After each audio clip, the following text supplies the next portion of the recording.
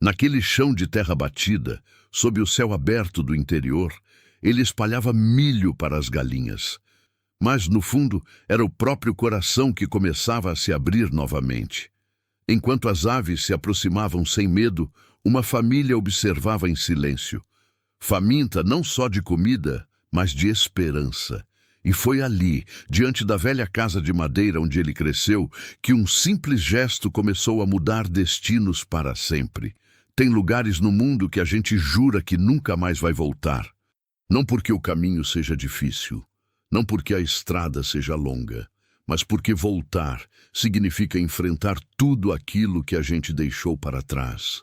As memórias enterradas no chão, as vozes que ainda ecoam dentro das paredes velhas, os cheiros que a saudade guarda com mais cuidado do que qualquer álbum de fotografia.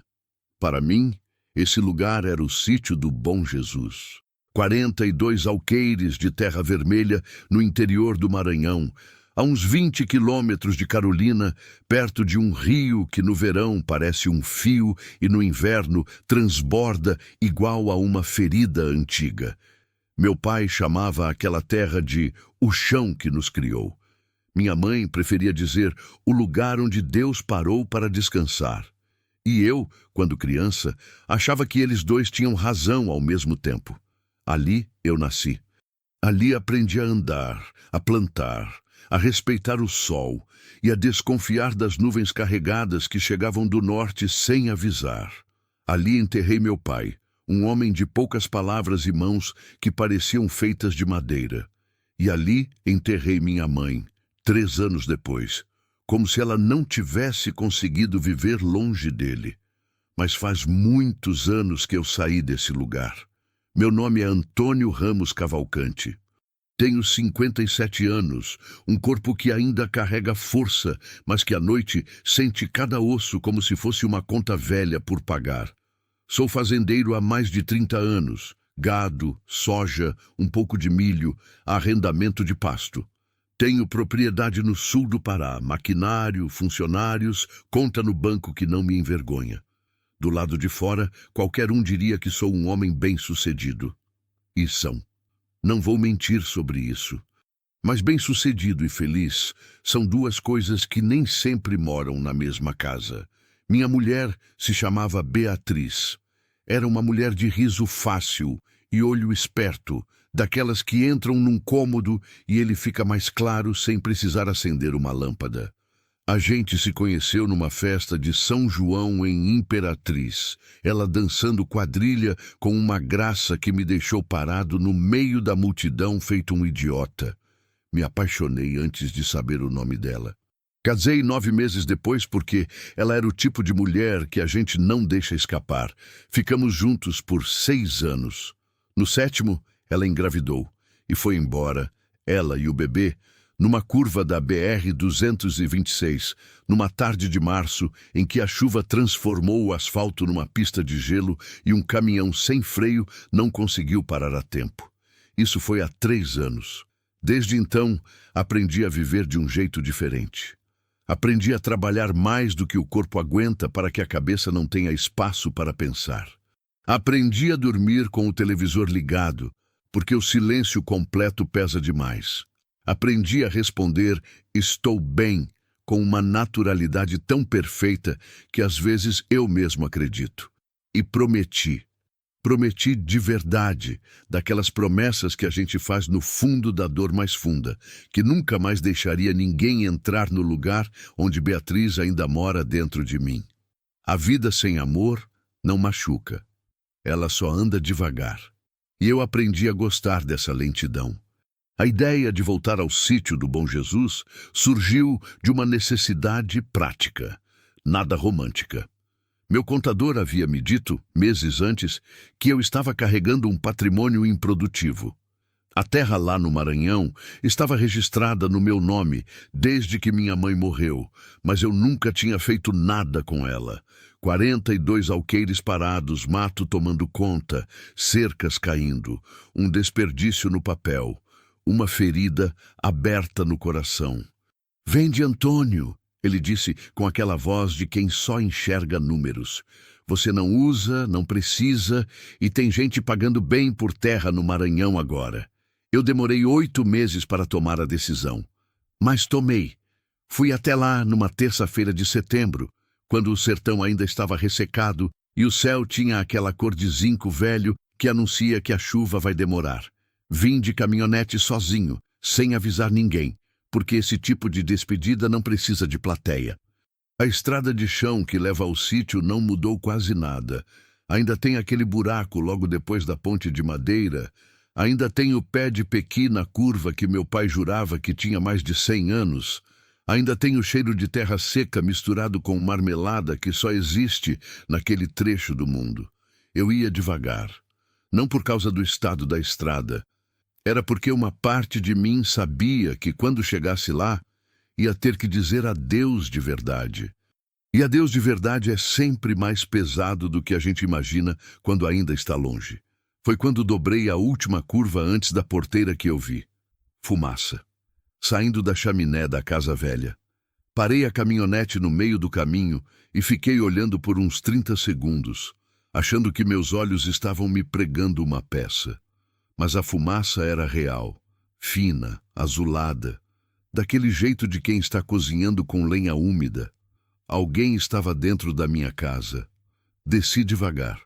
Abri a porteira enferrujada, que gemeu igual a sempre, e avancei pelo caminho de pedra até o terreiro. O coração estava batendo num ritmo que eu não sentia faz tempo. Não era medo exatamente. Era aquela sensação estranha de quando a realidade não está seguindo o roteiro que a gente planejou. E então eu vi ela. Na varanda de madeira gasta, em cima de um banco que meu pai havia feito com tábua de peroba, uma mulher estava sentada com uma menina pequena no colo. A criança dormia com a cabeça encostada no peito da mãe, os pés descalços balançando no ar.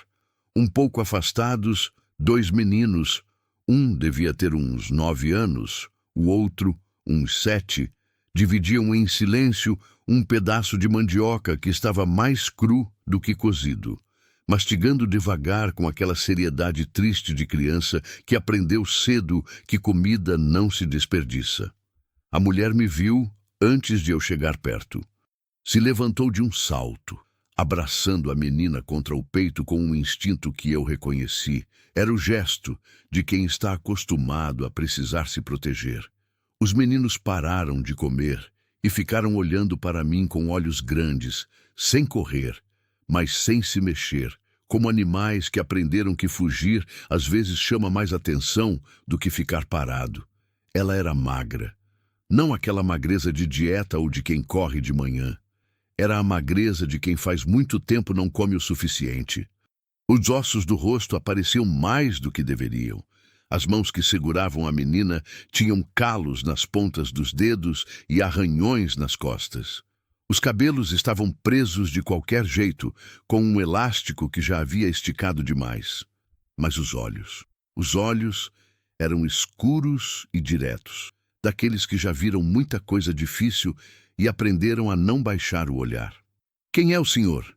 Ela perguntou com uma voz que tentava ser firme, mas tremia nas bordas. Eu olhei para ela. Olhei para as crianças. Olhei para a panela que estava no fogão a lenha, improvisado no canto da varanda. Vazia, com o fundo escuro de quem já tinha sido usada antes, mas agora não tinha mais nada dentro. Engoli seco. "Eu sou o dono dessa terra", respondi. O silêncio que veio depois foi do tipo pesado.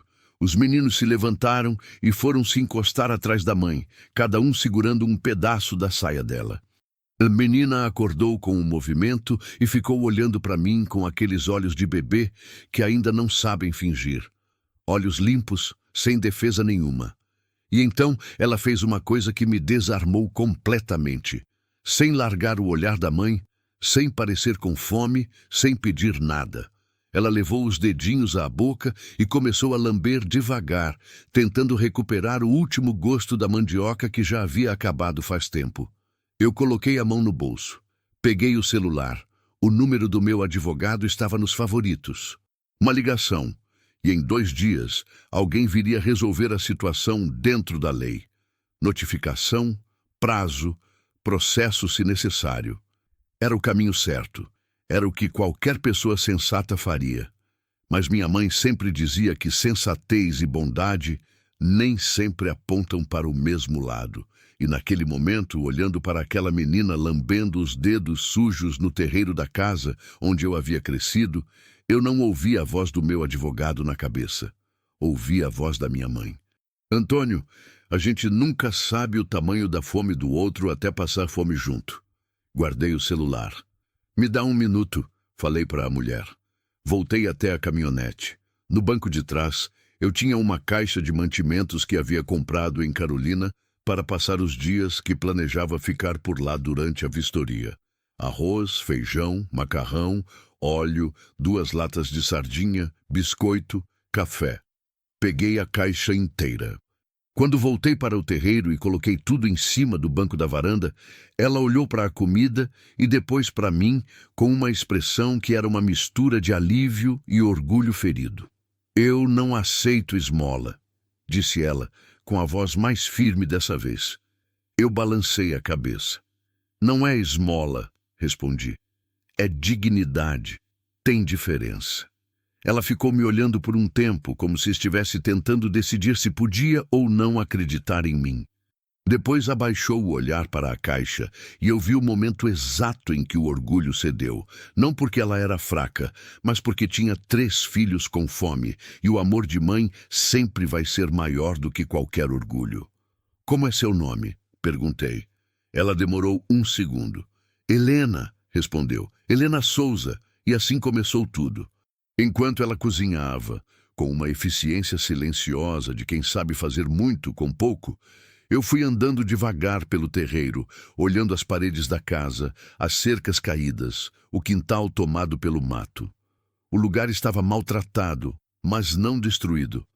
A estrutura resistia, como essas coisas antigas feitas para durar. Os 2 meninos me seguiram a uma distância segura, curiosos, mas calados. O mais velho tinha o nome de Samuel e o menor era Lucas. Eles me disseram quando perguntei, sem sorrir, como quem já aprendeu que estranhos não merecem sorriso de primeira. Fui até o poço. A corda estava velha, mas funcionava. O balde subia com água limpa. Fui até o galpão. O telhado tinha telhas quebradas em 2 lugares, mas as paredes estavam de pé. Fui até o pé de manga no fundo do quintal. O mesmo que minha mãe havia plantado quando eu tinha 4 anos, que ela chamava de a árvore da fartura. Estava carregado. Mangas maduras, algumas já caindo no chão. Sentei embaixo dela e fiquei olhando o céu por um tempo. Havia vindo para me despedir de um lugar, mas alguma coisa que eu não sabia nomear ainda, estava me dizendo que talvez esse lugar não estivesse pronto para me deixar ir. O almoço foi servido em silêncio, cada um no seu canto, mas compartilhando o mesmo espaço.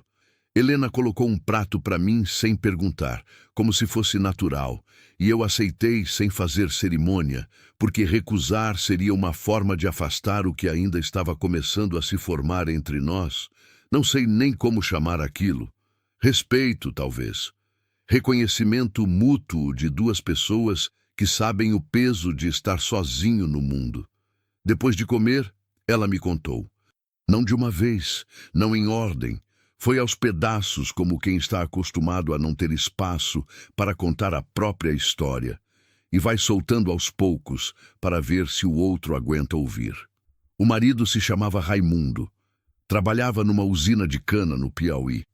Havia morrido esmagado por uma máquina agrícola 2 anos antes, num acidente que ninguém foi responsabilizado, num processo que ela não tinha dinheiro para manter, numa justiça que tardou tanto que ela desistiu antes de ela chegar.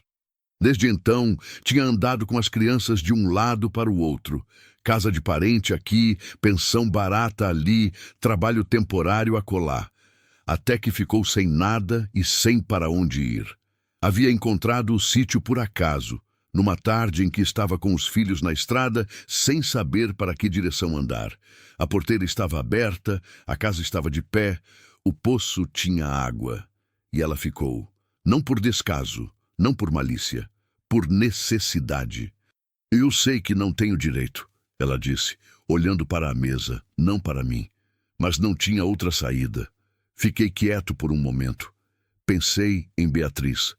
Pensei no que ela teria feito se estivesse aqui do meu lado naquele momento. Não precisei pensar muito. Eu conhecia bem aquela mulher. Ela já estaria organizando um quarto para as crianças. Eu preciso de alguém para cuidar desse sítio, disse quando o silêncio já estava longo o suficiente. Olhar as cercas, cuidar do poço, manter a casa de pé. Eu pago salário fixo. Ela me olhou com aquela desconfiança dura de quem já foi enganado antes. E em troca? Em troca vocês ficam aqui. Moradia digna, trabalho digno. Nada além disso. Helena ficou em silêncio por um longo tempo. Lá fora, Samuel e Lucas haviam ido até o pé de manga e estavam jogando pedrinhas para derrubar as frutas mais altas, rindo baixinho pela primeira vez desde que eu havia chegado. A menina, que eu ainda não sabia o nome, havia adormecido novamente no canto do banco, com o rosto sereno de quem finalmente comeu. Helena olhou para os filhos. Depois olhou para mim. Como eu sei que posso confiar no Senhor? Era uma pergunta justa, a mais justa que alguém poderia fazer. Eu pensei antes de responder. Não sabe, falei, e eu não tenho como provar agora. Mas eu também não tenho como expulsar uma família com fome do lugar onde minha mãe está enterrada. Isso eu sei com certeza. Ela ficou me olhando, e então, muito devagar, ela assentiu. Naquela noite, dormindo num catre que encontrei dobrado no galpão, com o som dos grilos entrando pela janela sem vidro e o cheiro de terra do Maranhão me envolvendo como uma coisa familiar e distante ao mesmo tempo, eu fiquei pensando no que havia acabado de fazer. Havia vindo para fechar uma porta e havia aberto uma janela. Não sabia ainda o que entraria por ela. Não sabia se era loucura ou sabedoria. Não sabia se Beatriz estaria orgulhosa ou preocupada, mas havia uma coisa que eu sabia, uma coisa pequena, quase ridícula de tão simples, mas que fazia 3 anos que eu não sentia. Quando fechei os olhos naquela noite, eu não precisei ligar nenhum televisor. O silêncio estava bem. Na manhã seguinte, acordei com o canto de um Bem TV. Não foi o despertador do celular, não foi alarme nenhum.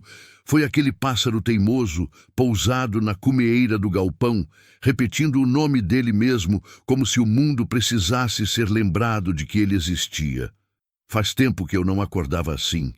Em casa, no Pará, o dia começava com o barulho do gerador, com o rádio do funcionário lá fora, com o mundo já em movimento antes de eu estar pronto para ele.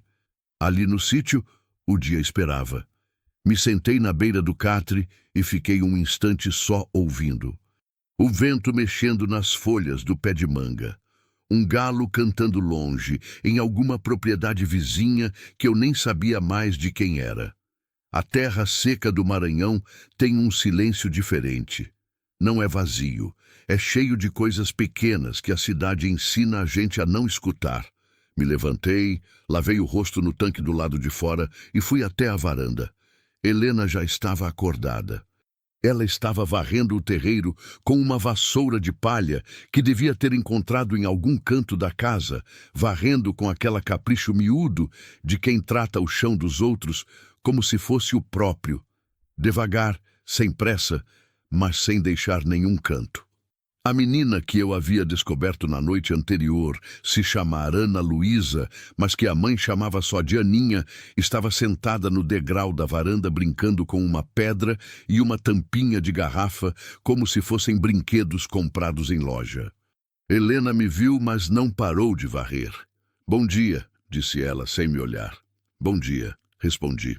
Peguei o bule que estava no fogão a lenha. Ela já havia acendido o fogo, já havia feito café, já havia organizado a vida dela dentro daquele espaço com uma eficiência silenciosa que me fez sentir que eu era o visitante e ela a dona da casa. Servi numa caneca que encontrei na prateleira, uma caneca de alumínio amassada que reconheci. Era da minha mãe. Fiquei olhando para ela por um segundo antes de tomar o primeiro gole. O café estava forte e sem açúcar, do jeito que eu gosto. Não sei como ela sabia. Talvez não soubesse. Talvez fosse como ela tomava o dela também. E às vezes, a coincidência mais simples é a que mais pesa no coração. Samuel e Lucas apareceram logo depois, um atrás do outro, ainda com o sono no rosto. Me olharam com aquela expressão de criança que ainda não decidiu o que sentir sobre uma pessoa nova. Não era hostilidade, era avaliação. As crianças do interior têm isso. Elas olham de verdade, sem fingir que não estão olhando. Vocês sabem trabalhar com enxada? Perguntei para os dois.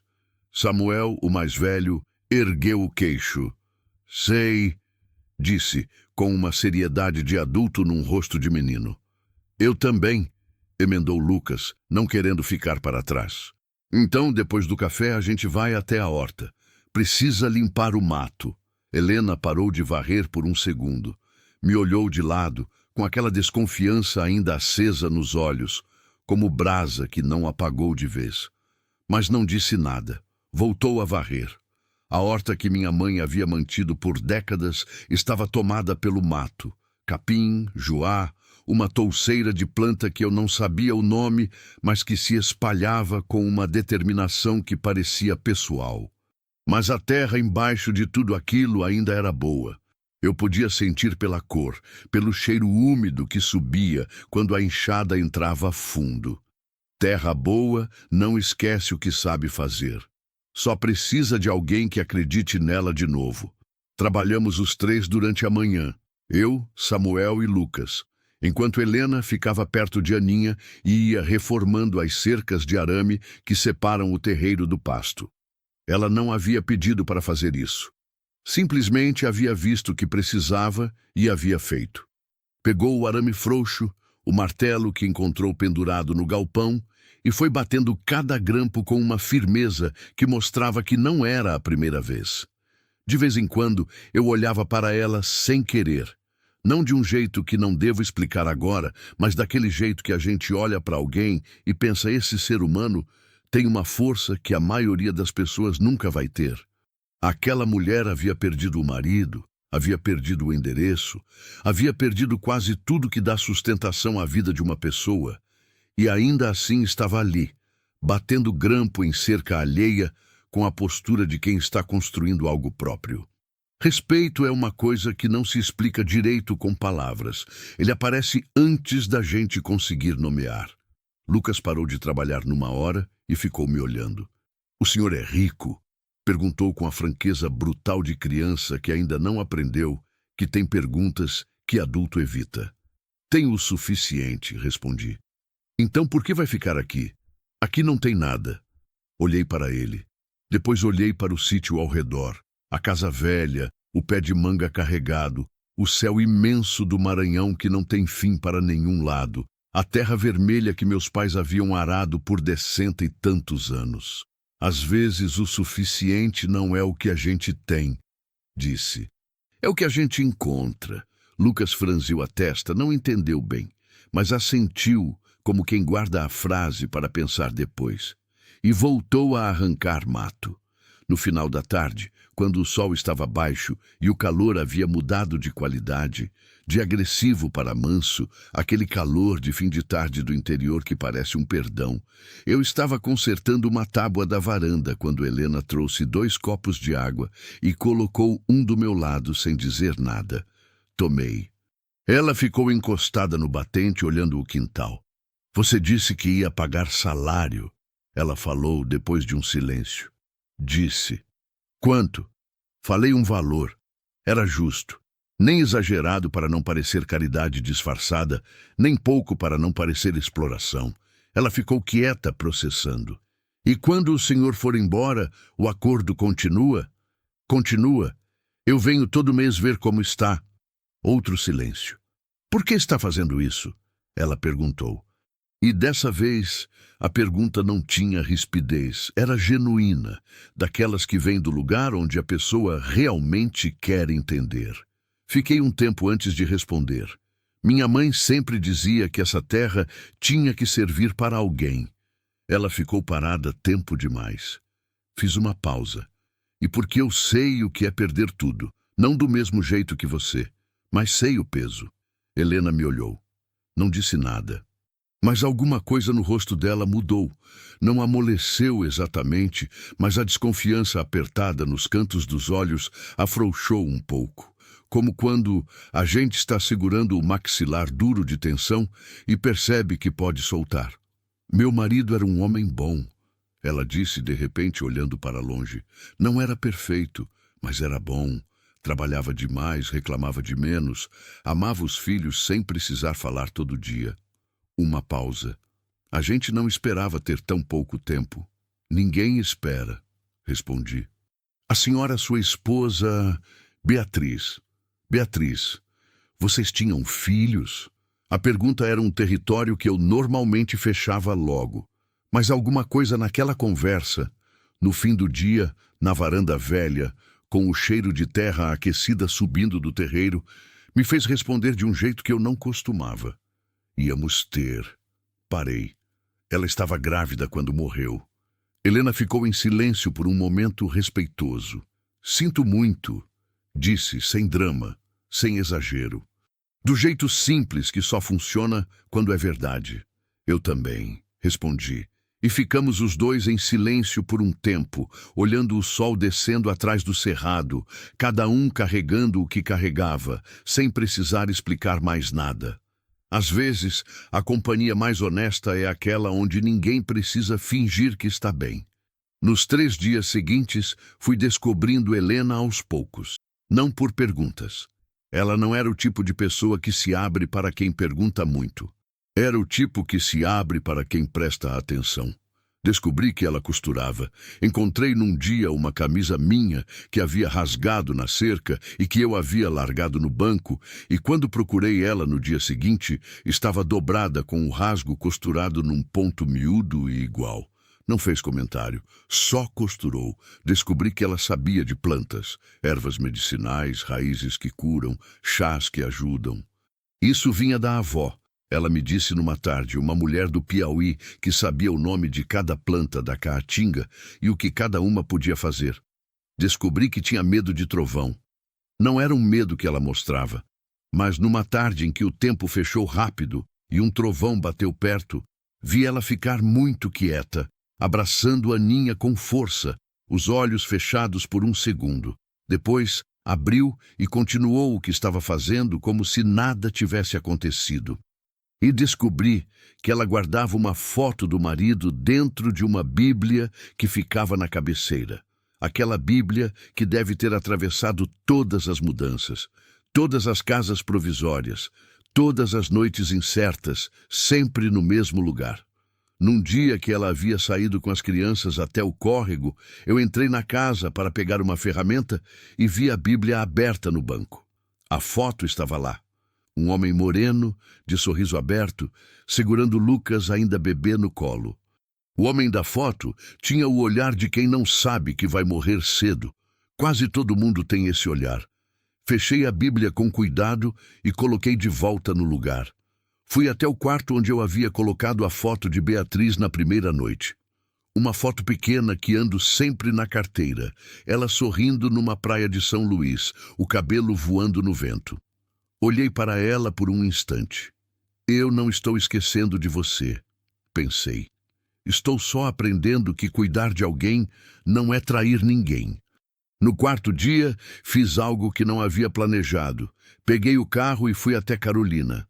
Comprei tinta, cal, telhas novas para os buracos do galpão, um rolo de arame, sementes de coentro, alface, quiabo, maxixe e jiló. As coisas que minha mãe sempre plantava. Comprei também 3 pares de sandália, um para Helena, 2 para os meninos, porque havia notado que eles andavam descalços o tempo todo, com os pés rachados e calejados. Quando voltei e descarreguei tudo no terreiro, Helena ficou me olhando com aquela expressão de quem não sabe se fica agradecida ou na defensiva. Eu pago de volta, disse ela. Do salário, se quiser, respondi. Mas as sandálias são presentes para as crianças. Presente não se paga de volta. Ela ficou em silêncio. Lucas já havia calçado a dele e estava andando pelo terreiro com um orgulho ridículo e encantador, olhando para os próprios pés a cada passo. Samuel tentou fingir que não estava animado, mas calçou em 2 segundos. Helena olhou para os filhos, depois olhou para mim. E pela primeira vez desde que eu havia chegado, ela sorriu. Rápido, quase relutante, como quem não está habituado a se permitir. Mas foi um sorriso real, daqueles que chegam antes da pessoa decidir se deve. Aquilo valeu mais do que qualquer coisa que eu havia comprado naquele dia. Na semana seguinte, reformamos o telhado juntos. Eu e Samuel, que tinha um jeito de aprender fazendo o que me lembrava de mim mesmo aos 10 anos. Aprendendo com meu pai a mesma coisa nesse mesmo telhado. Lucas ficou passando as telhas de baixo, sério como um pedreiro de obra. Helena pintou a fachada de cal branca. Ficou olhando para a parede pintada por um longo tempo, com as mãos cheias de cal e uma expressão que eu não soube nomear direito. Era alguma coisa entre satisfação e pertencimento. Como alguém que acabou de escrever o próprio nome num lugar, e no fim da tarde, quando o sítio estava com a cara mais nova e o cheiro de tinta ainda fresco no ar, ela foi até o lado de fora da casa e plantou mudas de flor na beira da calçada. Flores. Na frente da casa que havia sido da minha mãe. Fiquei olhando aquilo de longe, encostado na porteira, e senti uma coisa que levei um tempo para entender. Não era saudade. Saudade eu conhecia bem. Era outra coisa.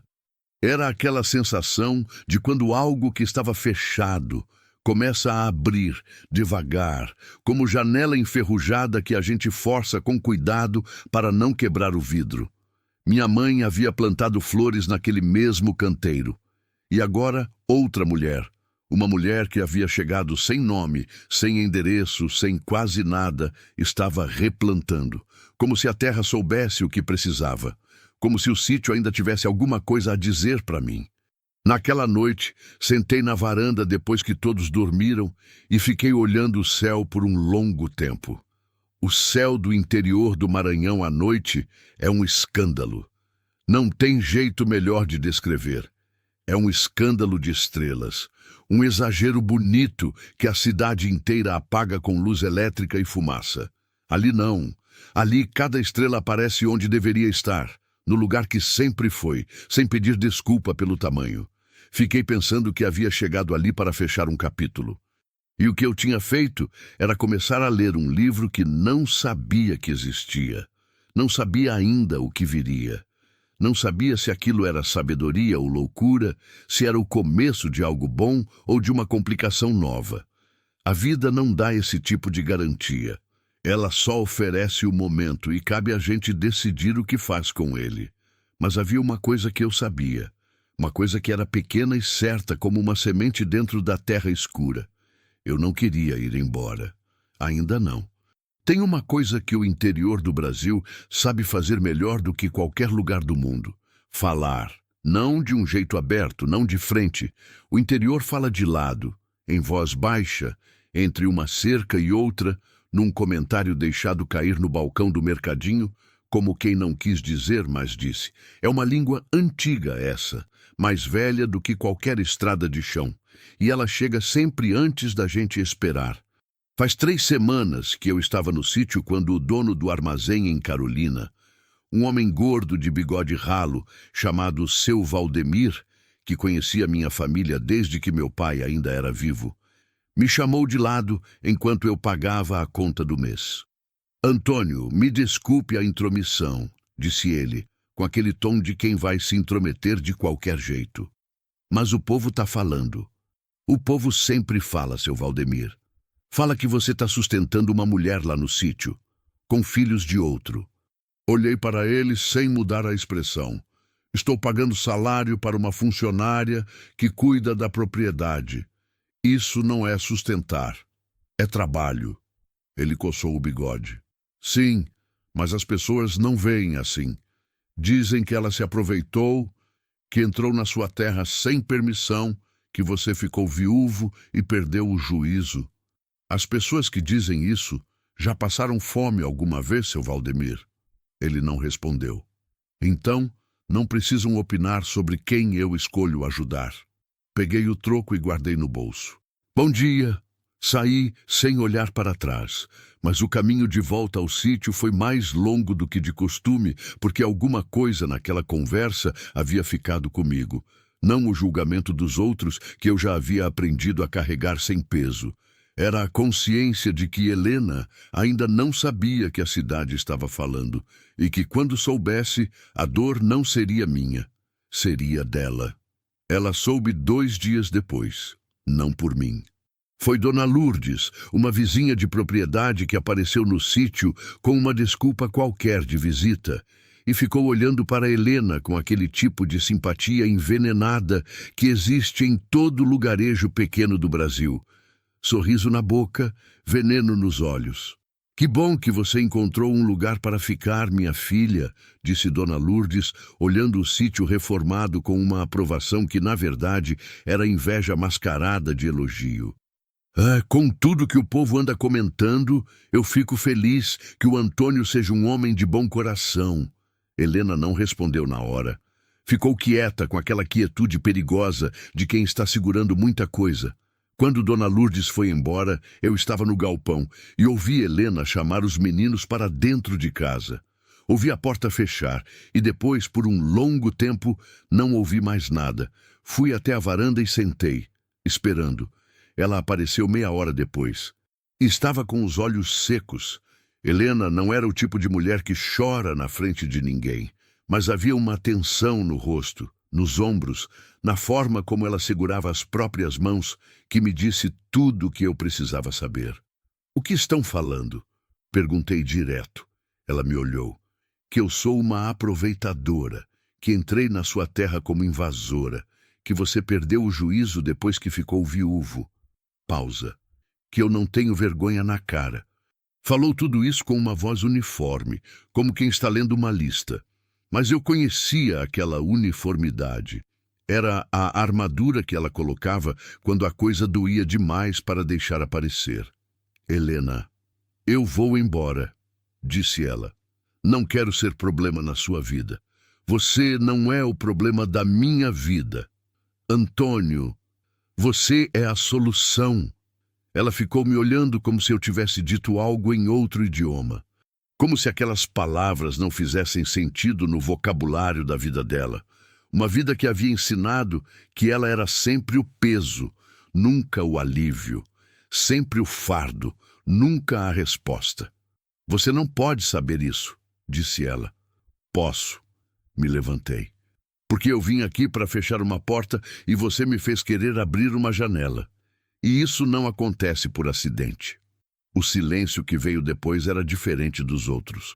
Não era o silêncio da desconfiança, nem o silêncio do cansaço. Era aquele silêncio que existe quando 2 pessoas estão na beira de algo novo e nenhuma das 2 tem coragem suficiente para dar o primeiro passo, mas as 2 sabem que o passo vai acontecer. Helena abaixou o olhar. Eu tenho medo, disse, quase em voz baixa, de acreditar em coisa boa. A vida já me ensinou que quando parece bom demais... Eu sei, interrompi. Eu também tenho medo. Pausa. Então a gente vai ter medo junto. Mas você não sai daqui por causa do que Dona Lourdes ou qualquer outro fala. Ela ficou quieta por um tempo longo. Depois assentiu. Devagar, quase imperceptível, mas assentiu. E ficou. Mas o problema não era Dona Lourdes. O problema tinha nome, sobrenome e um advogado contratado em São Luís. Apareceu numa tarde de outubro, num carro de passeio com placa da capital, um homem de uns 50 anos, bem vestido para o calor do interior, com o cabelo penteado com aquele excesso de capricho de quem precisa parecer mais importante do que é. Cláudio Ramos Cavalcante, primo de 2º grau. Filho de um tio que havia saído do Maranhão quando eu era criança e que havia passado a vida inteira falando mal do meu pai por não ter recebido herança nenhuma. O que era justo, porque o sítio era da minha avó materna, E não tinha nada a ver com o lado do meu pai. Mas Cláudio havia feito as contas do jeito que convinha a ele. Antônio, disse, com aquele aperto de mão de político que aperta forte demais para parecer honesto. Quanto tempo? Cláudio, não convidei para entrar. Ficamos no terreiro. O que você quer? Ele olhou ao redor com aquela expressão de quem está avaliando o imóvel. Meu advogado encontrou uma irregularidade no inventário da tia Marlene. Parece que o registro da terra não seguiu todos os trâmites legais quando passou para o seu nome. Sorriu. Tecnicamente, como herdeiro por linha colateral, eu posso ter direito à parte dessa propriedade. Fiquei olhando para ele por um momento. Conhecia aquele tipo de jogada. Não era questão de direito, era questão de oportunidade. Ele havia ouvido que eu estava reformando o sítio, que a terra estava valorizando, que havia alguém morando e trabalhando, e havia mandado um advogado vasculhar inventário atrás de brecha. Vou ligar para o meu advogado, disse. Claro, sorriu de novo. Mas saiba que processo demora. E enquanto dura, a situação da propriedade fica indefinida. Vai ser difícil manter qualquer acordo de trabalho ou moradia enquanto o status legal está em disputa. Era uma ameaça elegante. Ele não estava dizendo que ia ganhar, estava dizendo que ia complicar. E complicado o suficiente já funciona como ganhar. Para quem não tem paciência ou dinheiro para esperar, ele foi embora. E eu fiquei no terreiro, olhando a poeira que o carro havia levantado na estrada de chão, sentindo uma raiva fria e antiga. Não a raiva de quem está com medo de perder, mas a raiva de quem não suporta que covardia se vista de lei.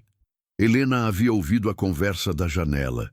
Quando entrei, ela estava de costas para mim, mexendo na panela com uma atenção excessiva que mostrava que estava processando tudo. Você não me disse que tinha essa complicação, disse ela. Por que não tinha? Ele vai processar? Vai tentar. Ela ficou quieta. Eu posso ir, Antônio, de verdade. Não quero que você perca sua terra por causa de mim. Me aproximei até ficar do lado dela. Não encarei. Fiquei olhando para o mesmo fogão que ela estava olhando. Escuta, disse. Meu pai trabalhou essa terra por 40 anos. Minha mãe está enterrada aqui. Cláudio nunca pisou nesse sítio, nunca plantou um grão, nunca consertou uma cerca. Pausa. Ele não vai ganhar. E mesmo que tentasse, você não sairia daqui porque ele quer. Ela não respondeu. Mas depois de um tempo, sem olhar para mim, disse uma coisa em voz baixa que eu levei dias para parar de pensar. A última vez que alguém lutou por mim foi meu marido. E faz 2 anos que ele foi. Não respondi. Não havia resposta certa para isso. Mas fiquei ali, do lado, enquanto o feijão cozinhava e o vento entrava pela janela sem vidro, e aquilo foi suficiente por aquela tarde. O processo durou 4 meses. Não vou fingir que foi fácil. Teve audiência em São Luís, ligação com o advogado toda semana, documento que faltava, certidão que precisava ser buscada em cartório de cidade que ficava a 200 quilômetros. Teve noite que eu dormia pouco. Teve semana que o estresse entrava pela porta da frente e a paciência saía pela janela. Mas a terra era minha. O inventário era correto. A brecha que o advogado de Cláudio havia encontrado era pequena demais para sustentar um processo real. Era só barulho jurídico, aquele tipo de ação que existe para cansar o outro lado, não para vencer de verdade. Quando a juíza encerrou o processo sem mérito, num despacho seco de 2 páginas, eu li a decisão sozinho no carro, estacionado na frente do Fórum de Carolina. Não senti triunfo. Senti alívio. Aquele alívio de quando você para de segurar algo pesado e percebe que as mãos estão tremendo. Voltei para o sítio no fim da tarde. Helena estava na horta com os meninos colhendo quiabo. O sol estava baixo, laranja, jogando sombra comprida pela terra. A ninha corria entre os canteiros, perseguindo uma borboleta amarela com aquela determinação inútil e perfeita de criança de 3 anos. Eu parei na beirada da horta e fiquei olhando por um instante antes de falar. Acabou, disse. Helena ergueu o rosto. Me olhou. Ganhou? Ganhei. Samuel largou o quiabo e veio correndo. Lucas veio atrás. Os dois me abraçaram ao mesmo tempo, sem cerimônia, com aquela força desengonçada de criança que ainda não sabe calibrar o próprio corpo. Eu deixei. Fiquei ali parado, no meio do abraço daqueles dois meninos que não eram meus e que de algum jeito já eram. Helena ficou onde estava por um segundo. Depois veio devagar, com Aninha no quadril, e ficou parada na minha frente. Não disse nada, mas me olhou de um jeito que eu não era olhado faz muito tempo, não com gratidão, não com alívio, mas com reconhecimento, com aquele olhar de quem está vendo a pessoa de verdade, não a função que ela ocupa. Obrigada, disse ela por fim. Não precisava de agradecimento. Eu sei. Pausa. É por isso que estou agradecendo. Foi depois disso que as coisas começaram a mudar de um jeito que nenhum dos dois nomeava, mas que os dois sentiam. Não foi uma virada dramática.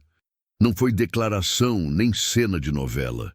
Foi uma mudança lenta, do tipo que a gente só percebe quando olha para trás e vê a distância que percorreu sem ter notado.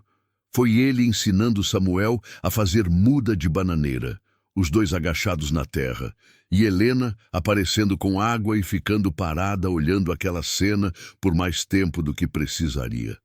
Foi ela costurando uma camisa rasgada dele pela segunda vez, agora sem esconder que havia feito, deixando dobrada com um bilhete escrito à mão. Troquei o botão também. Foi ele numa noite de chuva, indo até o quarto das crianças porque havia ouvido Aninha chorar, e encontrando Helena já lá, cantando uma cantiga baixinho e ele ficando parado na porta escutando sem interromper. Foi a tarde em que ela limpou com um pano o retrato de Beatriz, que ele havia colocado na prateleira da sala. Não escondeu, não virou para a parede. Limpou, com o mesmo cuidado que alguém limpa coisa sagrada. E quando ele perguntou por que havia feito isso, ela respondeu simplesmente: porque ela faz parte da sua história. E sua história me importa. Aquilo ficou dentro de mim por dias, porque o amor que respeita o passado do outro é o único tipo de amor que consegue construir futuro. Todo o resto é possessividade com roupa de sentimento. Numa noite de novembro, com a chuva batendo no telhado novo e os meninos dormindo e Aninha roncando suave no quarto, nós dois estávamos sentados na varanda bebendo chá. Ela havia feito de capim-limão, colhido do canteiro que havia plantado no fundo do quintal, e o silêncio entre nós já não era o silêncio de dois estranhos. Era o silêncio de dois afetos que ainda não tinham nome, mas que já tinham endereço. A chuva batia no zinco do telhado com aquele ritmo de quando vai durar a noite inteira. Antônio, ela disse olhando a chuva. Você não acha estranho? O que aconteceu aqui? Fez um gesto vago com a mão, indicando o sítio, os dois, tudo. Pensei antes de responder. Acho que a vida às vezes sabe mais do que a gente, disse. A gente planeja uma coisa, ela prepara outra. Helena ficou um tempo em silêncio. Eu tinha desistido de acreditar em coisa boa, disse, com aquela honestidade direta que eu havia aprendido a reconhecer como a marca dela. Não de Deus, não de bondade, mas de coisa boa acontecendo para mim especificamente. E agora? Ela olhou para mim de lado, com um sorriso pequeno que apareceu e sumiu rápido. Agora estou com medo de acreditar de novo. Porque se eu acreditar e perder, vai doer. Completei. Vai doer muito. Sim, tomei um gole do chá. Mas não acreditar e perder o que poderia ter sido dói de um jeito diferente. E esse segundo tipo de dor não passa nunca. Ela ficou olhando para a chuva por um tempo longo. Depois disse, quase para ela mesma: como você sabe isso? Porque passei 3 anos sem acreditar em nada. Pausa. E era o pior dos dois. A chuva continuou. O chá esfriou. E nenhum de nós foi dormir cedo naquela noite, porque havia uma conversa acontecendo que era maior do que as palavras que estávamos usando. Uma conversa entre dois corações que já haviam perdido muito e que estavam cautelosamente com medo e com coragem ao mesmo tempo, aprendendo a considerar que talvez não fosse preciso perder mais. Não sei dizer em que momento aquilo virou amor. Sei que não foi num dia. Foi numa acumulação de dias, de manhãs de café forte, de tardes de enxada, de noites de chá e chuva. Foi na soma de todos os gestos pequenos que são, no fundo, a única matéria de que o amor verdadeiro é feito. O que sei é que numa manhã de dezembro, quando acordei e fui até a cozinha e ela estava lá de costas, fazendo mingau para a Aninha, cantarolando baixinho uma música que eu não conhecia, e eu fiquei parado na porta, olhando aquela cena, e senti o peito cheio de uma coisa que não sentia faz muito tempo. Soube. Não disse ainda. A hora certa ainda não havia chegado, mas soube. O interior do Maranhão tem uma forma própria de avisar que o tempo vai mudar. Não é o céu que avisa primeiro, é o ar. Ele para. De repente, sem explicação, o vento some e tudo fica parado demais. As folhas, a poeira, os pássaros, um silêncio diferente do silêncio comum, mais pesado, como se o mundo inteiro estivesse prendendo a respiração antes de soltar tudo de uma vez. Quem cresceu no interior aprende a reconhecer esse aviso. Quem não cresceu descobre tarde demais. Eu aprendi com meu pai quando tinha 8 anos. Naquela tarde de dezembro, quando o ar parou daquele jeito, eu estava no pasto consertando um trecho de cerca que havia cedido com a chuva da semana anterior. Erguei o rosto, olhei o horizonte norte e vi. A parede de nuvem que vinha de lá não era o tipo de nuvem comum de chuva de verão. Era escura do chão ao céu, daquele roxo cinza que parece sólido, como uma montanha se movendo em câmera lenta. E na borda de baixo, rente ao cerrado, havia aquela faixa esverdeada que meu pai chamava de o aviso que não mente, tempestade de verdade, das que derrubam árvore e arranca telhado. Larguei a ferramenta e vim em trote até o sítio. Helena estava na horta quando cheguei. Aninha brincava perto dela com um pedaço de pau e um montinho de terra, construindo alguma coisa que só fazia sentido na cabeça dela. Os meninos estavam mais atrás, perto do córrego. Eu podia ouvir as vozes, mas não ver. Vem, falei para Helena, olhando o horizonte. Rápido! Ela seguiu meu olhar e viu. Não precisou de mais explicação. Quem viveu no interior sabe ler o céu. Samuel! Lucas! Chamou com aquela voz que mãe usa quando não é hora de negociar. Os meninos apareceram em segundos, viram o céu e vieram correndo sem precisar que ninguém mandasse de novo. Entramos. Fechei as janelas, passei o ferrolho na porta dos fundos, puxei os baldes para dentro, porque sabia que água não ia faltar, mas que o vento ia jogar tudo que estivesse solto pelo terreiro. Helena colocou Aninha no centro da sala, longe das janelas, e ficou do lado dela com aquela quietude tensa de quem está com medo, mas não quer mostrar para os filhos. Samuel ficou colado na janela de madeira, tentando espiar pelas frestas. Sai daí, disse Helena. Deixa ele olhar, falei. É bom aprender a respeitar o tempo de longe.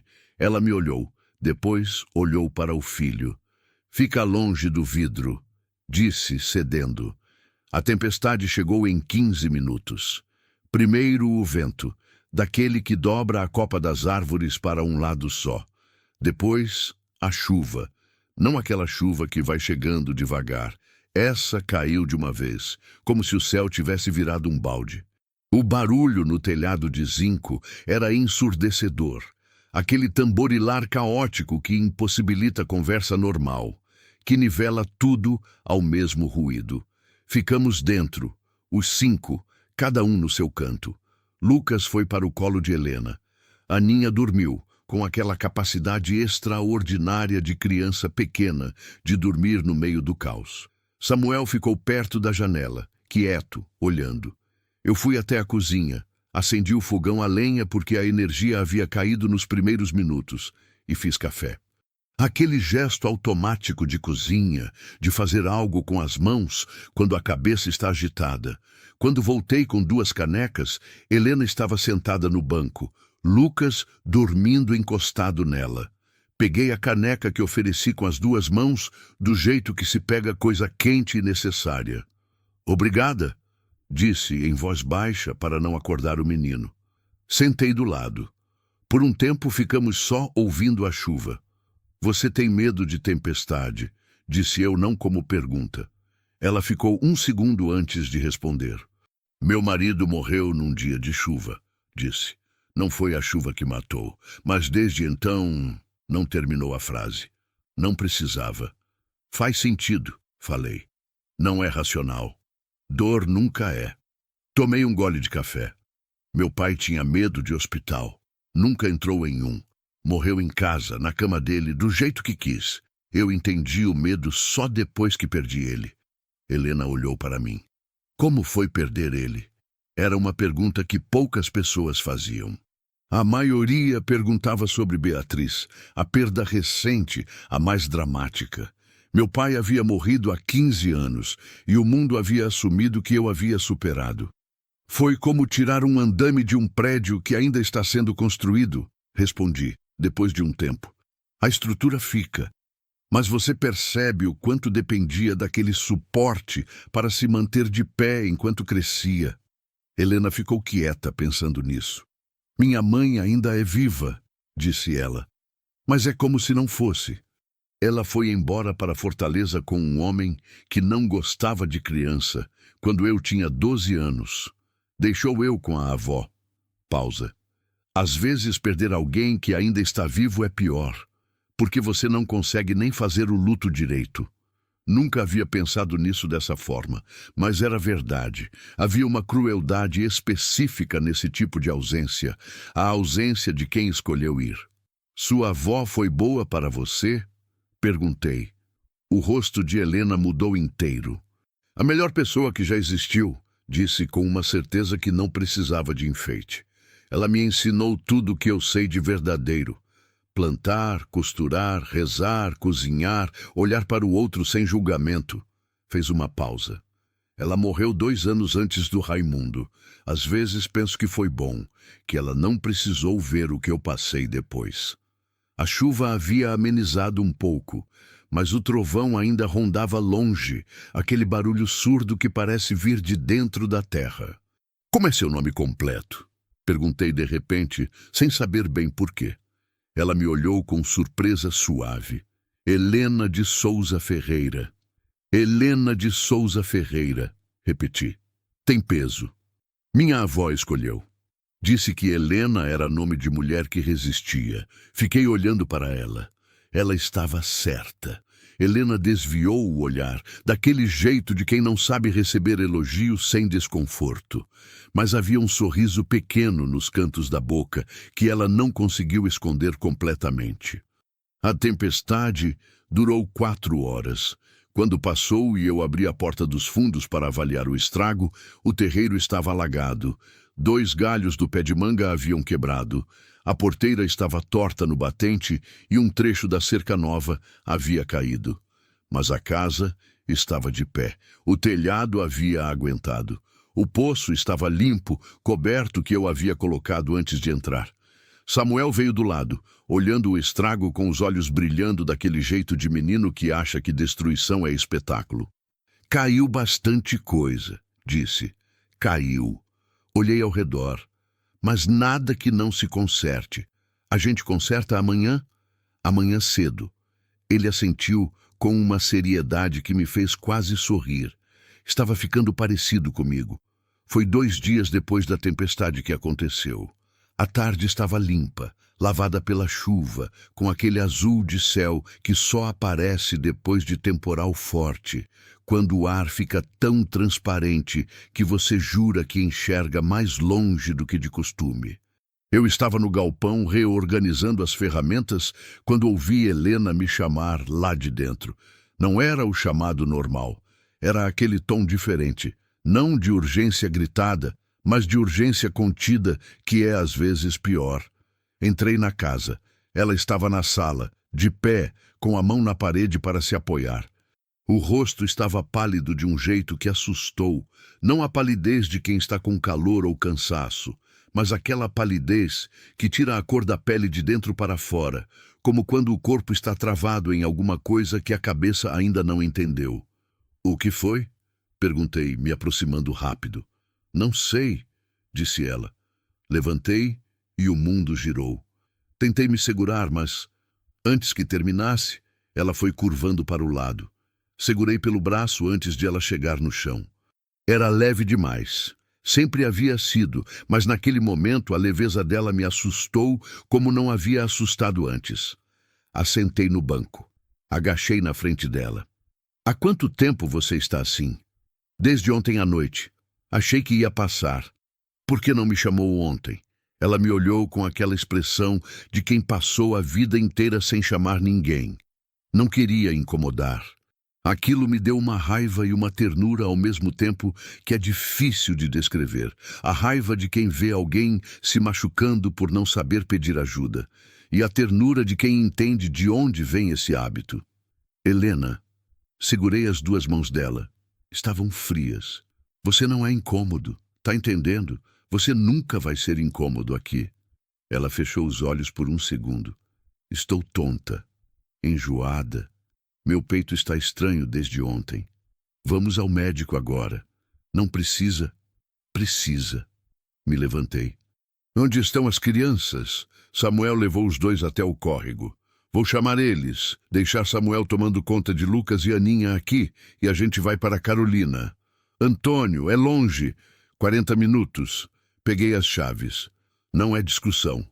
No posto de saúde de Carolina, uma médica jovem chamada doutora Camila, que havia chegado pelo programa do governo havia 8 meses e que atendia com aquela dedicação de quem ainda não ficou cansado de ser útil, examinou Helena por quase 1 hora.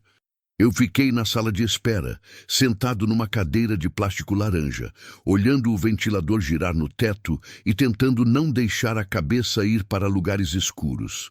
Pensei em Beatriz. Pensei em como havia chegado no hospital naquela tarde de março há 3 anos.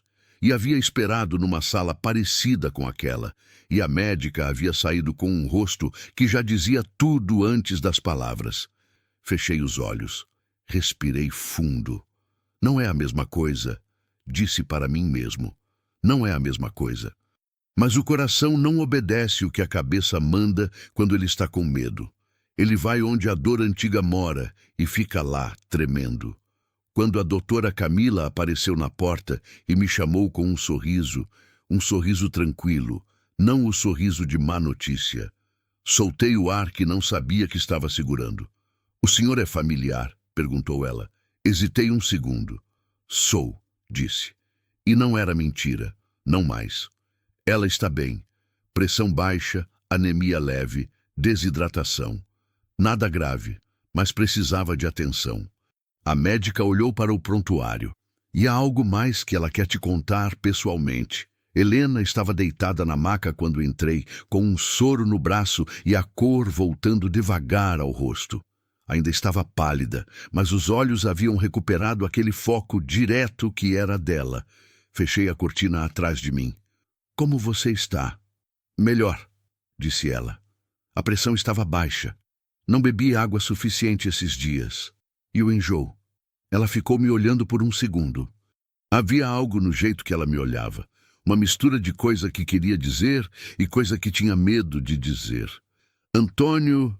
começou. Fala. Parou. Respirou. A médica fez um teste. Além da pressão e da anemia, outra pausa, mais longa. Eu estou grávida. O silêncio que veio depois foi absoluto. Não o silêncio vazio. O silêncio cheio. O tipo que acontece quando uma informação é grande demais para o espaço de uma frase e precisa de um momento para caber dentro da pessoa que está ouvindo. Ela me olhava com aquela atenção tensa de quem está tentando ler a reação antes que ela seja dita. Com medo, eu percebi. Com medo do que eu ia sentir. Com medo de que fosse demais. De que mudasse tudo. De que eu recuasse. Eu não planejei, disse ela rápido. Eu não fiz isso de propósito. Se você achar que é melhor eu... Helena. Eu entendo se você não... Helena. Coloquei a mão sobre a dela devagar. Para. Ela parou. Eu ficava olhando para ela. E dentro de mim, naquele quarto de posto de saúde com cheiro de álcool e ventilador barulhento, alguma coisa se reorganizou. Como quando você sacode uma caixa de peças e elas caem num arranjo que de repente faz sentido. Pensei em Beatriz, no bebê que não nasceu, nos 3 anos que eu havia passado carregando aquela perda específica como um buraco que nunca ia fechar. Então me ajoelhei. Não foi decisão, foi o corpo que foi, como quando a gente age antes de pensar. Me ajoelhei na frente da maca, olhando para ela. Eu achei que nunca ia ter filho, disse com uma voz que saiu mais baixa do que pretendia. Achei que aquela parte da minha vida havia acabado junto com Beatriz. Pausa. E agora você me diz que vou ter 4 de uma vez. Ela ficou me olhando. 4? Samuel, Lucas, Aninha. Olhei para a barriga dela. E esse? Os olhos de Helena encheram de um jeito que eu nunca havia visto nela. Não derramou. Ela era do tipo que segura até o último segundo, mas os olhos ficaram brilhantes daquele jeito que é o choro antes do choro, quando a emoção já chegou, mas o orgulho ainda está tentando segurar a porta. Você não precisa assumir. Eu não estou assumindo, interrompi. Estou escolhendo. Tem diferença. Ela ficou quieta e então, muito devagar, colocou a mão por cima da minha. Ficamos assim por um tempo. Eu ajoelhado, ela deitada, as mãos juntas, o soro pingando no ritmo lento de coisa que cura. Lá fora o mundo continuava igual. O barulho da rua, o ventilador, uma criança chorando em outra sala. Mas dentro daquele cubículo de cortina puída, alguma coisa havia mudado de forma permanente.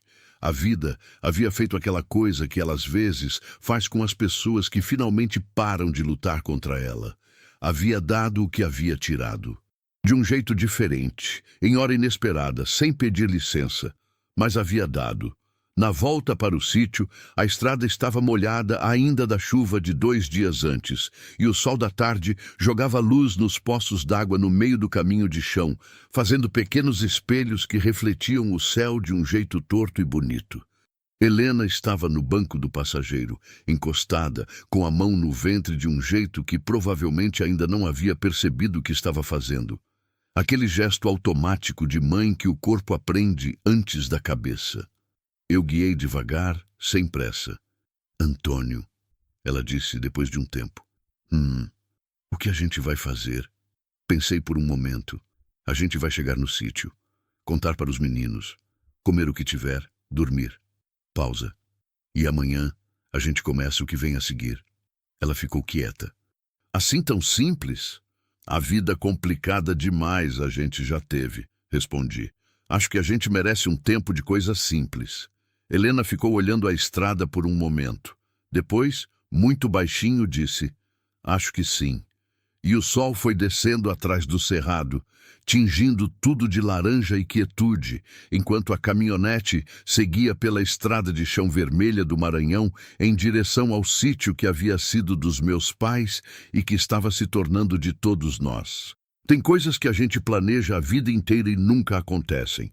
E tem coisas que a gente nunca ousou planejar, que chegam de mansinho pela porta dos fundos, sem avisar, sem pedir permissão, e que mudam tudo de um jeito tão completo que a gente olha para trás e não consegue mais imaginar como era a vida antes delas. Eu tinha 57 anos quando aprendi isso de verdade. Não numa lição, não num conselho de pessoa mais velha. Aprendi num terreiro de sítio do interior do Maranhão, num fim de tarde de dezembro, com 3 crianças me olhando e uma mulher de olhos escuros e mãos calejadas, esperando para ver o que eu ia fazer com o que a vida havia acabado de colocar na minha frente. Contamos para as crianças naquela mesma noite. Helena havia pedido para fazer isso junto, sentados todos na varanda depois do jantar, quando o céu já estava escuro e as estrelas haviam tomado conta daquele céu exagerado do interior. Aninha dormia no colo dela. Samuel e Lucas estavam sentados no degrau, descalços, como sempre ficavam depois do banho. Eu não sabia exatamente o que dizer, nunca fui homem de discurso. Então fui direto, do jeito que aprendi com meu pai, sem rodeio, sem drama, mas com cuidado. Sua mãe está grávida, disse para os dois. Vocês vão ter um irmão ou uma irmã? Lucas processou por 2 segundos. De você? Perguntou com aquela franqueza cirúrgica de criança que ainda não aprendeu que tem perguntas que adulto evita. Helena abriu a boca para responder, mas eu fui primeiro. Sim, disse sem hesitar. Não era mentira, era escolha. E escolha dita com convicção vira verdade com o tempo. Samuel ficou quieto por mais tempo, olhando para mim com aqueles olhos fundos que ele tinha, olhos que avaliavam mais do que a maioria dos adultos. Depois perguntou uma coisa que eu não esperava. O senhor vai ficar? A pergunta era simples, e era a maior de todas, porque não era sobre o bebê, era sobre ele, sobre Lucas, sobre Aninha, sobre Helena. Era a pergunta de criança que já foi deixada antes e que aprendeu que a chegada das pessoas é fácil. O difícil é a permanência. Olhei para ele por um momento. Vou ficar, disse. Samuel assentiu. Devagar, uma vez só, daquele jeito de quem está guardando a informação num lugar seguro para ver se ela resiste. Lucas levantou e veio até mim sem cerimônia, colocou a cabeça no meu ombro e ficou quieto. Eu coloquei o braço ao redor dele sem pensar. Foi automático, do jeito que certas coisas certas são. Helena me olhou por cima da cabeça de Aninha adormecida. Não disse nada. Mas havia uma expressão no rosto dela que eu levaria anos para encontrar uma palavra que coubesse direito.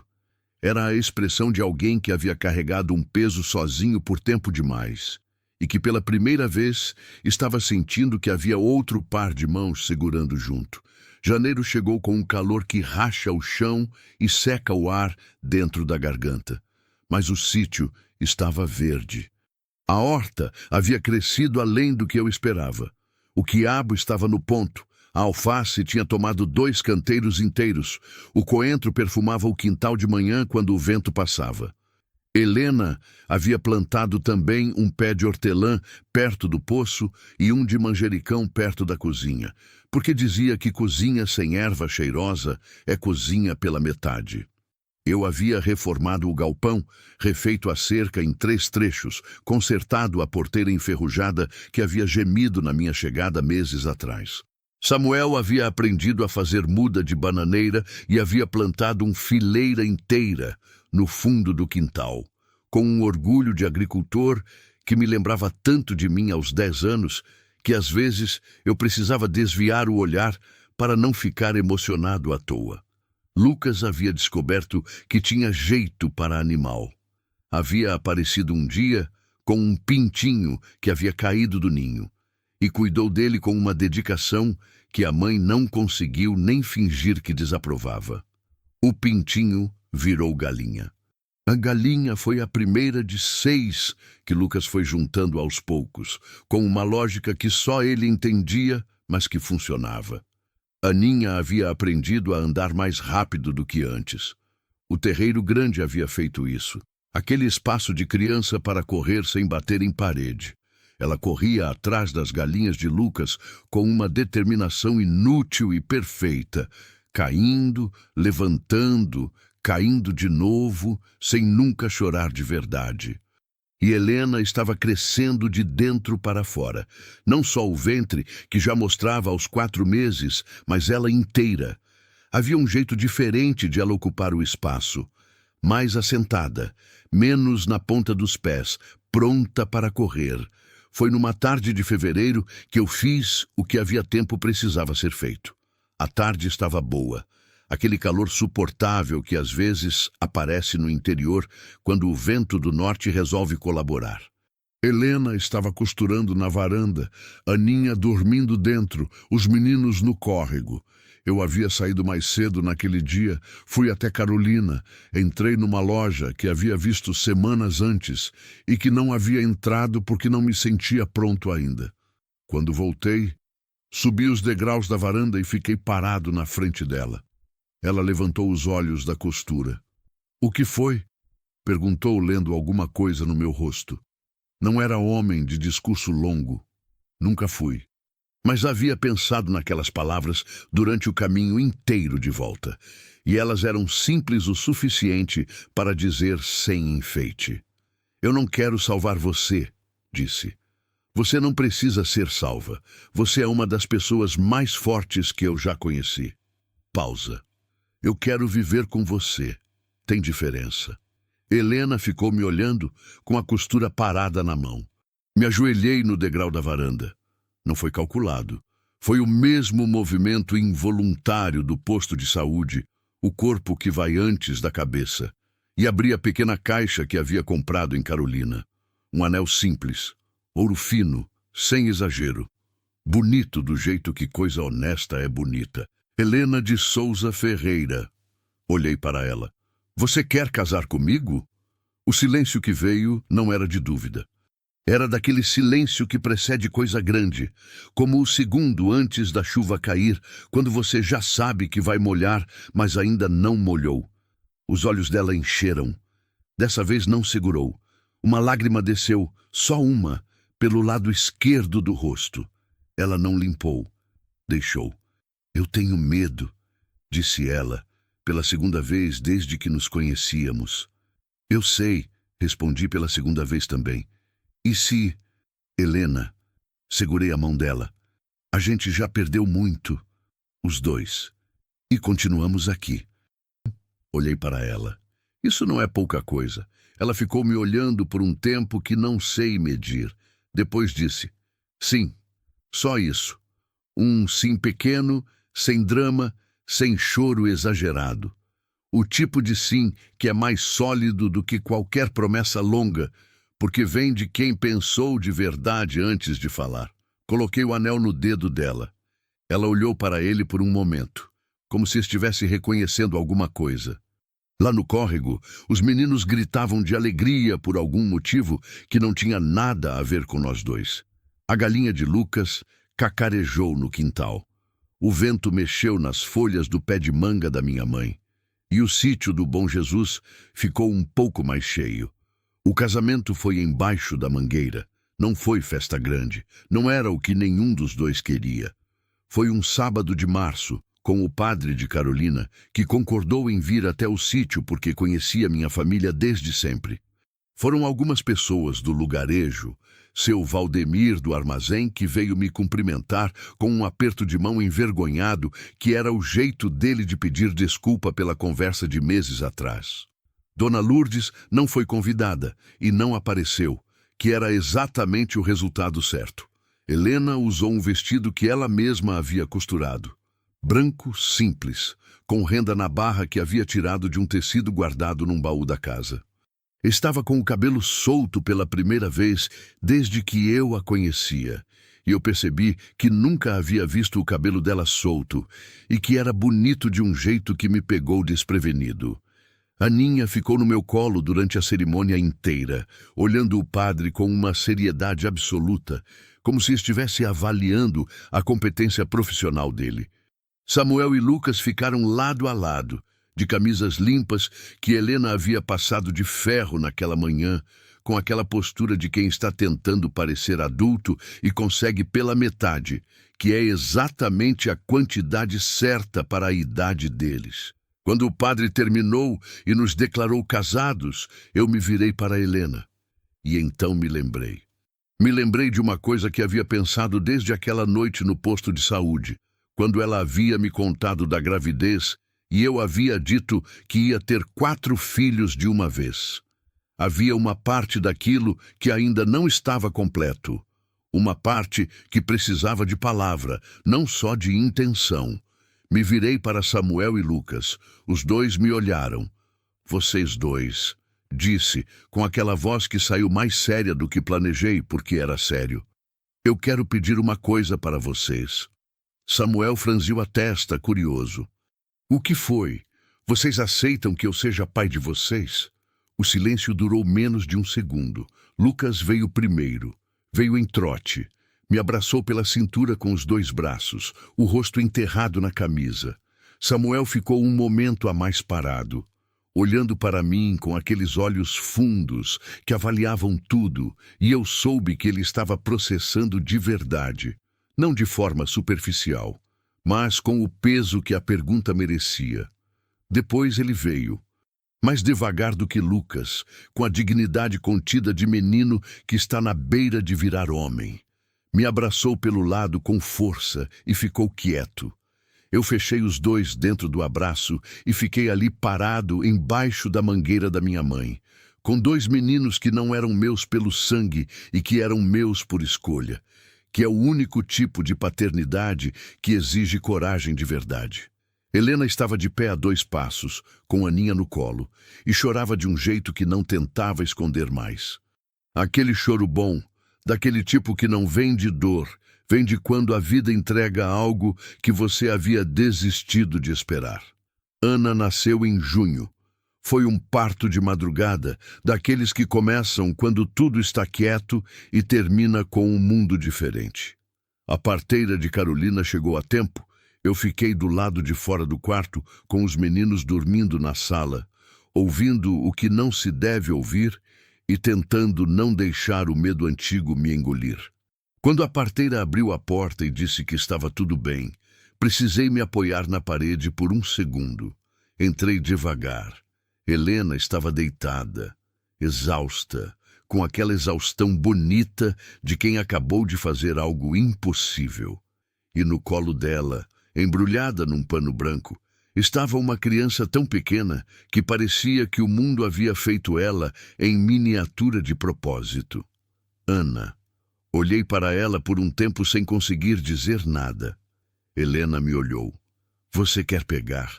perguntou. Peguei. Nunca havia segurado um recém-nascido. Meu pai havia morrido antes de ter netos. Beatriz havia ido antes de chegar ao parto. Era a primeira vez, com 57 anos, naquele quarto de sítio com cheiro de terra e erva, à luz de lampião porque a energia havia cortado, que eu segurava uma vida tão nova. Ana abriu os olhos. Não enxergava direito ainda. Eu sabia disso. Mas me olhou. Aquele olhar de recém-nascido que é ao mesmo tempo vazio e absolutamente cheio, como uma pergunta e uma resposta ao mesmo tempo. Senti o peito fechar de uma forma que nunca havia fechado. Não de dor, de completude. "Oi", disse para ela em voz baixa, me sentindo ridículo e não me importando. "Eu sou seu pai." Ela fez um barulho pequeno com a boca. Helena riu baixinho, cansada da cama. E lá fora, o Maranhão estava começando a clarear, aquele azul cinza diante do sol que anuncia que o dia vai acontecer de qualquer jeito, quer a gente esteja pronto ou não. Décadas passam mais rápido do que a gente avisa ao coração. Não faz sentido como o tempo funciona. Devagar quando a gente quer que passe, rápido quando a gente quer que fique, mas vai.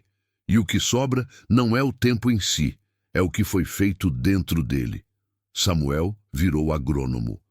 Estudou em São Luís, voltou para o interior, trabalha hoje com reflorestamento de cerrado em Tocantins. É um homem sério e bom, igual era menino, com aquele jeito de olhar as coisas de frente que nunca mudou. Tem uma filha de 4 anos que se chama Marlene, nome da minha mãe, ideia dele, que me avisou 1 mês antes de a criança nascer, com aquela seriedade que é a marca dele. Eu chorei. Não vou mentir. Lucas ficou no sítio.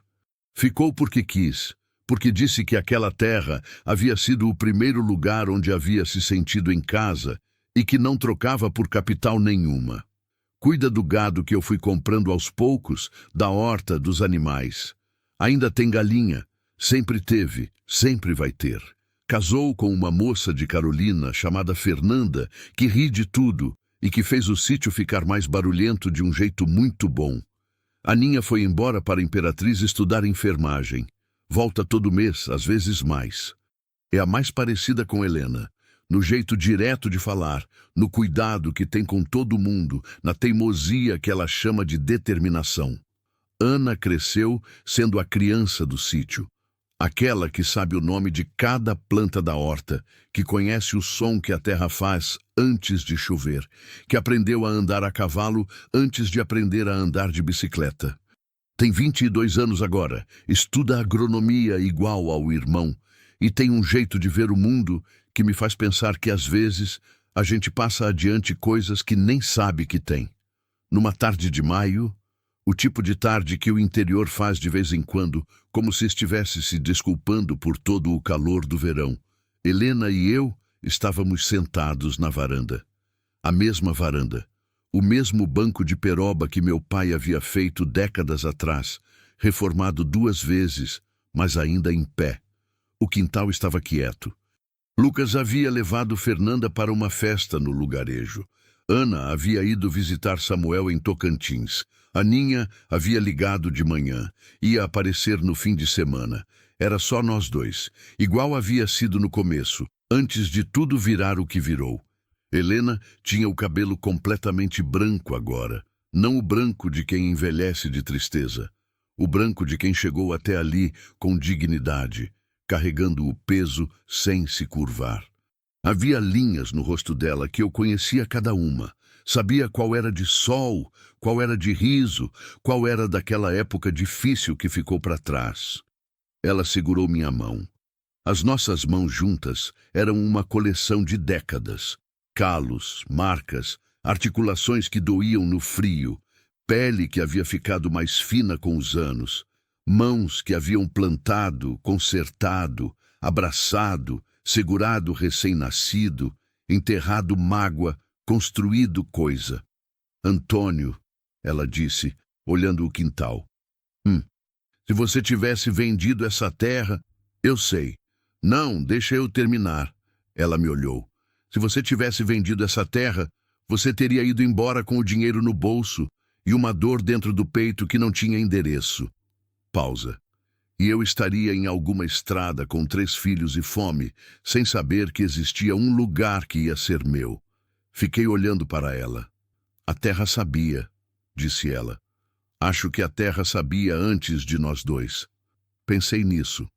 Pensei na porteira enferrujada que havia gemido quando abri, na fumaça saindo da chaminé, na menina lambendo os dedos no degrau, em todas as coisas pequenas que haviam acontecido naquela ordem específica para que eu não pegasse o celular e ligasse para o advogado.